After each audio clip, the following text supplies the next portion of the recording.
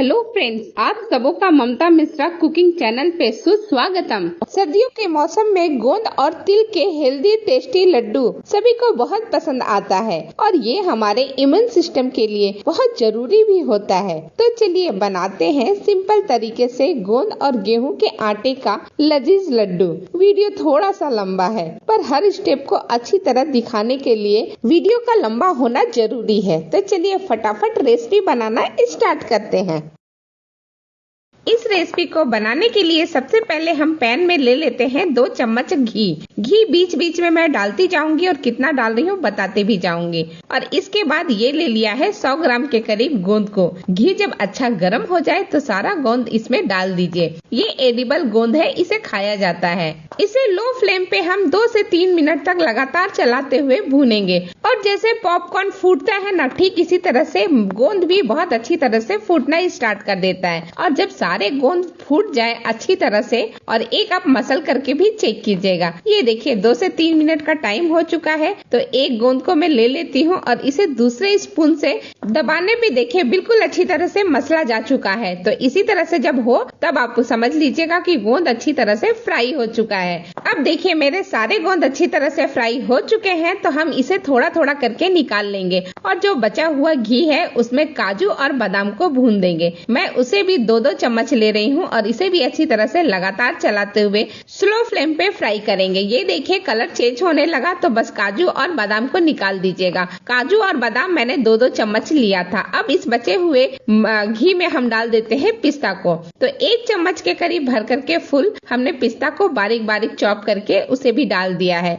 हमने काजू बादाम को भी थोड़ा रफली चॉप किया था। पिस्ता को बहुत देर तक हमें भूनना नहीं है, बस 30 सेकंड के बाद इसे भी निकाल लेंगे। ये अच्छी तरह से फ्राई हो चुका है। तो सारे पिस्ता को थोड़ा थोड़ा करके मैंने निकाल लिया है। और अब जो बाकी बच गया है घी, इसमें हम डालने वाले हैं किशमिश को। तो किशमिश को मैंने 2 हिस्से में डिवाइड करके कम से कम 1.5 चम्मच के करीब किशमिश को भी डाल दिया है। इसे भी हम लगातार बहुत कम समय 10 सेकेंड या 20 सेकेंड तक ही इसे भूनेंगे। ये देखिए जब ये फूलने लगे तो इसे निकाल लीजिए, फटाफट निकाल लीजिएगा। और अब जो बचा हुआ घी है उसमें मगज डाल देते हैं। तो 1 टेबल स्पून के करीब मैंने मगज यानी कि तरबूज के सीड्स को लिया है। और साथ ही हम डाल देते हैं इसमें 3 चम्मच सफेद वाले तिल को। ये ठंडी में खाना बहुत ही अच्छा होता है। अब मगज को और तिल को हम बस 1 मिनट तक भूनेंगे और इसके बाद इसे भी फटाफट वैसे ही निकाल देंगे जैसे बाकी सारी चीजों को निकाल लिया है। बहुत ज्यादा लाल मत कीजिएगा। तो इसे अब मैं भून चुका है तो इसे भी निकाल लेती हूँ। अब देखिए हमारा घी खत्म हो गया है। तो आधा टेबल स्पून के करीब और घी मैंने इसमें ऐड कर दिया है। और अब इसमें मैं डाल रही हूँ नारियल का बुरादा। तो नारियल का बुरादा हमने 2 टेबल स्पून लिया है और साथ ही हम ऐड कर देते हैं खसखस यानी पोस्ता को। तो ये 1 टेबल स्पून के करीब है। दोनों चीजें एक साथ भून जाएंगी, इसलिए मैं एक साथ ही भून करके रेडी कर रही हूँ। ये देखिए बस मुश्किल से 20 सेकंड के अंदर ये भी भून करके रेडी हो चुका है और इसे भी मैंने स्लो फ्लेम पर ही भुना है। तो चलिए फटाफट इसे भी निकाल लिया और वापस से हम इस कढ़ाई में डाल देते हैं 1 चम्मच घी। और अब मखाना भूनने की बारी है। तो मखाना मैंने लिया है 1 कप के करीब। तो सारा मखाना डाल दीजिए। बहुत ज्यादा घी डालने की जरूरत नहीं है, मखाने में जितना भी घी डालेंगे सब वो सोख लेगा। तो इसलिए आप 1 टेबल स्पून ही घी डालिए और इसे लगातार चलाते हुए भून करके रेडी कर लीजिए। ये देखिए जब इस तरह से मसलने पे मखाना मसला जा सके तब आप समझ लीजिएगा एक आवाज भी आती है कि मखाना भून करके रेडी हो चुका है। तो इसे भी मैंने कढ़ाई से निकाल लिया है। अब वापस से इस कढ़ाई में मैं डाल देती हूँ आधा टेबल स्पून और घी। और ये कुछ ड्राई फ्रूट है जो मैंने पहले रखा था, दूसरी रेसिपी का है। तो मतलब सारी चीजें इसमें है, काजू है, बादाम है, पिस्ता है। तो इसे भी मैं हल्का सा बस 10 सेकंड तक रोस्ट कर लेती हूँ। ये भी बहुत अच्छा टेस्ट देगा और सबसे बड़ी बात है कि ये यूज हो जाएगा। ऐसे ही डब्बे में रखा हुआ है। तो इसे भी मैं फटाफट भून करके निकाल लिया है। अब मैं इसमें डालती हूँ कढ़ाई में 2 से 3 चम्मच के करीब घी। इस बार हम घी थोड़ा ज्यादा डाल रहे हैं क्योंकि हमें बेसन को और आटे को भूनना है। तो सबसे पहले 4 टेबल स्पून हमने बेसन डाल दिया है और बेसन को लगातार चलाते हुए हम भून लेंगे। और फ्लेम को आप लो ही रखिएगा, बहुत तेज पे बेसन मत भूनिएगा। जब देखिए इस तरह से बुलबुले समाप्त होने लगे बेसन का, तब आप इसमें डाल दीजिए 4 कप गेहूं का आटा। 4 कप गेहूं के आटा यानी कि 500 ग्राम के करीब मैं गेहूं का आटा ले रही हूँ। वैसे तो अभी देख करके आपको लग रहा होगा कि घी बहुत कम है या और घी डालने की जरूरत है, लेकिन मैं अभी घी नहीं डालूंगी। जब गेहूं का आटा अच्छी तरह से भुन जाएगा तब मैं घी इसमें डालूंगी और इसे लगातार चलाते हुए कम से कम 15 मिनट तक भूनिएगा, लो या मीडियम फ्लेम पे। आप फ्लेम को हाई मत कीजिएगा। ये देखिए 10 मिनट का टाइम भी हो चुका है भूनते भूनते और कलर भी देखिए काफी चेंज हो चुका है, लेकिन इसे अभी भी भूनना बाकी है।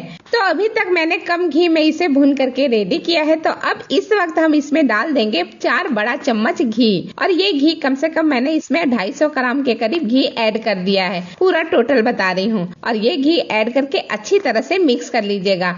ये बहुत कम घी में बनता है। वैसे आप घी ज्यादा डालना चाहते तो डाल सकते हैं, ड्राई फ्रूट भी ज्यादा डालना चाहते हैं तो डाल सकते हैं, लेकिन मैं थोड़ा सा कम ही घी में इसे बनाना प्रीफर कर रही हूँ। सबके बजट में होना चाहिए। अब इसे लगातार भूनते हुए हम 5 मिनट तक और भून करके रेडी करेंगे, जिससे सारा घी भी सोख ले आटा और अच्छी तरह से भून भी जाए। ये देखिए अब ये भून करके बिल्कुल रेडी हो चुका है। तो फ्लेम को बंद करके आटे को हम अभी कढ़ाई में ही रखेंगे ताकि थोड़ा गर्म रहे। और इसी बीच हमने ले लिया है गोंद पहले से काफी ठंडा हो चुका है, तो इसे पोटैटो मैशर के हेल्प से हम थोड़ा सा मसल लेते हैं। बहुत ज्यादा धूल नहीं करना है, हमें हल्का सा क्रंच बना रहे उतना तक ही मसलना है। ये देखिए सारा मसल करके हो चुका है, छोटे छोटे टुकड़े भी आपको दिख रहे होंगे, बस इतना ही मसल करके रेडी करना है। तो इसे रखते हैं एक साइड में। अगर आपके पास पोटैटो मैशर ना हो तो भारी तले की कटोरी से भी मसल सकते हैं। अब चलिए हम ले लेते हैं शक्कर को। तो 4 कप आटा है तो उसमें 2 कप के करीब, इस कप से माप करके 2 कप, मैंने सारा मेजरमेंट इसी कप से लिया है, तो 2 कप लिया है मैंने चीनी।